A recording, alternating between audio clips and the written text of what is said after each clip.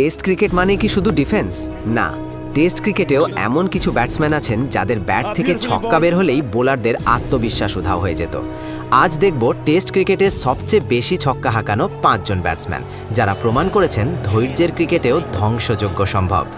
Number 5, Jack Kallis, south Africa. Test ক্রিকেটে তিনি হাঁকিয়েছেন 97টি ছক্কা।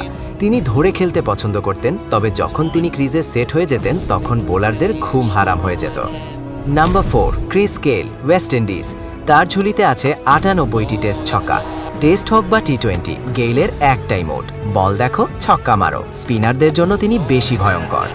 Number 3, Adam Gilchrist, Australia. 100টি ছক্কা হাঁকিয়ে তিনি আছেন 3 নম্বরে। একজন উইকেট কিপার ব্যাটসম্যান যিনি টেস্ট ক্রিকেটে এনে দিয়েছিলেন আগ্রাসনের নতুন সংজ্ঞা।